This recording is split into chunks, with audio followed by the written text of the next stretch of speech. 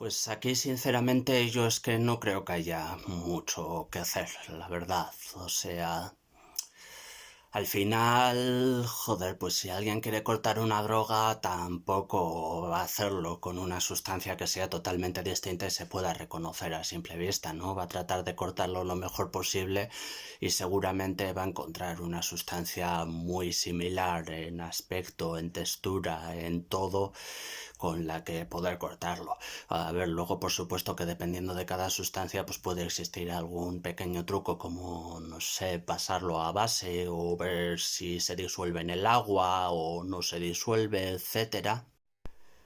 Pero así en líneas generales realmente va a ser muy difícil darse cuenta de si una sustancia está cortada o no.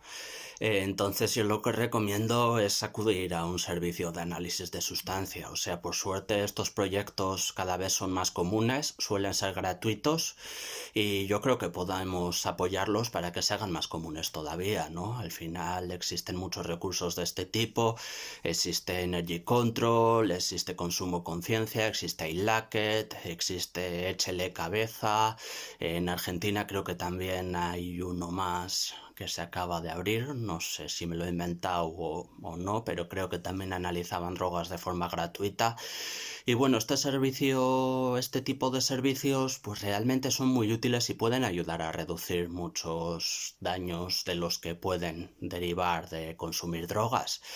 Entonces, pues eso, yo realmente recomiendo acudir a ellos porque saben lo que hacen y a su vez también recomiendo apoyarlos. Y la verdad es que sería la hostia que los gobiernos subvencionaran más este tipo de proyectos porque, hostia, aportan bastante a la salud pública, pueden reducir bastantes daños a la salud. Sí, sobre el cloretilo que me lo preguntáis mucho, tengo un vídeo en YouTube que agrupa cuatro sustancias parecidas, el gas de la risa, el éter, el cloroformo y el cloretilo, y bueno, ahí lo explico con más detalle de lo que puedo explicarlo en un TikTok rapidito que me da para 3 minutos, como mucho.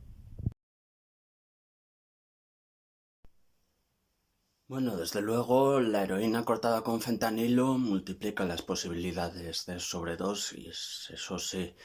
No estoy seguro de hasta qué punto puede ser una amenaza a nivel general la posibilidad de que esto pase en Europa.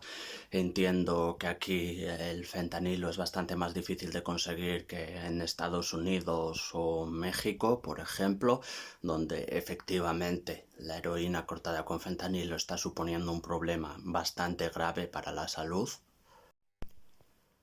Además de que los diversos recursos sociosanitarios que hay aquí y una persecución a las drogas con menos mano dura, pues harán que el problema no sea tan comparable en una escala general. O sea, factores así suavizan muchísimo el posible problema que podría haber de gente muriendo por consumir heroína cortada con fentanilo, pero vamos que si aún así puede convertirse en un problema, aunque sea a una escala más pequeña, pues desde luego es un asunto preocupante. Y yo recomendaría a cualquier persona que consuma opioides, si no puede o no quiere dejarlos, que desde luego sería lo idóneo, pues al menos tener naloxona cerca, tener siempre naloxona a mano y consumir con cierta supervisión de una persona que pueda administrar naloxona en caso de sobredosis, o sea, siendo un antídoto tan eficaz para evitar una sobredosis de opiáceos o de opioides, pues desde luego conviene tenerla cerca. Además que es fácil de administrar, no hace falta acertar en la vena, actúa con bastante rapidez, pues es un recurso que convendría distribuir. Pues ya que lo dices, la verdad es que no es tan fácil como debería ser. Y eso que en el último Plan Nacional sobre Drogas, si no recuerdo mal, se habló de facilitar el acceso a naloxona a todo el mundo, pero creo que no se ha hecho gran cosa para ello. porque si no me equivoco a día de hoy en farmacias todavía se sigue vendiendo solo con receta. Y luego eso sí, hay algunas asociaciones en el ámbito de lo social que sí que van repartiendo naloxona sin receta para toda persona que la quiera y eso por lo menos está bien, pero en farmacias creo que sigue habiendo ese problema, sí. Y es un poco absurdo porque la naloxona es solo un antagonista de los receptores opioides. O sea, lo único que puede hacer es evitar una sobredosis por opioides. Si tú le administras naloxona a una persona que no la necesita, pues lo que va a pasar es literalmente nada. O sea, no hay un efecto secundario perjudicial que justifique el hecho de que solo se pueda adquirir con receta.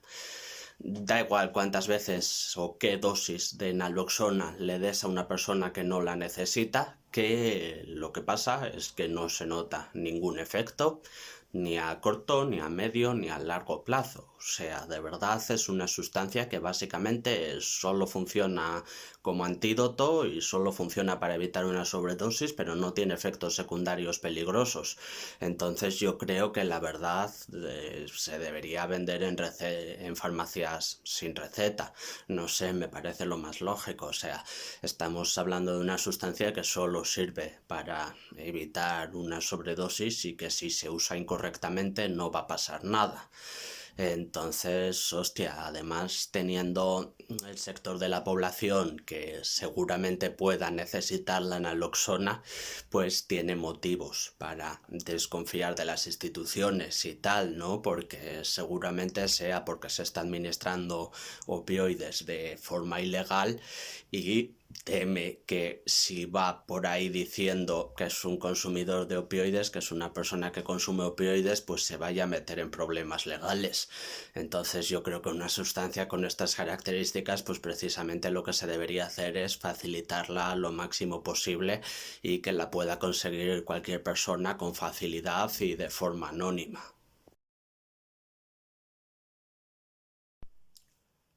Pues es una pregunta interesante y la respuesta depende un poco de la definición que le quieras dar a Research Chemical. Porque si en la definición de Research Chemical solo te refieres a moléculas totalmente distintas al clorhidrato de cocaína, pues supongo que nos tendríamos que ir a alguna fenetilamina. Seguramente alguna de la familia de las fenitilaminas sería de las más parecidas a la cocaína. No sabría decir cuál, la verdad. Ahora, si en la definición de Research Chemical incluyes también los isómeros del propio clorhidrato de cocaína, pues ahí la respuesta sería mucho más sencilla. Yo me iría a los estereoisómeros de la cocaína y entre ellos encontramos la pseudococaína, la alococaína y la aloseudococaína. Esas tres sustancias son bastante similares al clorhidrato de cocaína. Pueden variar un poco las dosis, alguna tiene, pues por ejemplo, el efecto anestésico local un poco más potente, pero en general se parecen muchísimo, claro. La pseudococaína probablemente de entre esas tres es la más popular o al menos la que más gente consume. Así que eso, si con Research Chemicals incluyes los estereoisómeros de la cocaína, pues para mí serían lo más similar que pueda haber. Así que espero que te sirva. Bueno, es un poco más de lo mismo en realidad. En el caso del tabaco, pues si nos situamos a finales del siglo XIX y principios del XX, también tenemos que es una sustancia consumida por muchísima gente blanca y rica. O sea, al final el éxito a la hora de tratar de ilegalizar una droga se trata un poco de eso, de a quién consigas asociarla. Quiero decir, de hecho, el opio y sus derivados pues también los consumía bastante gente rica, blanca y poderosa, pero de alguna forma pues sí coló la asociación hacia las personas chinas, ¿no? O sea, sí se pudo formar ese estereotipo en el imaginario colectivo de que el opio era algo que consumía la gente china en fumaderos y que era una droga más asociada a ellos, y de esa forma sí pudo triunfar la ilegalización, la prohibición del opio.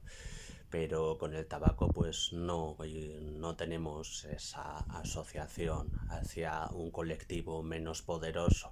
El tabaco, el alcohol o el café pues eran sustancias ya demasiado arraigadas entre gente demasiado poderosa, demasiado bien vista socialmente como para que se pudiera ilegalizar.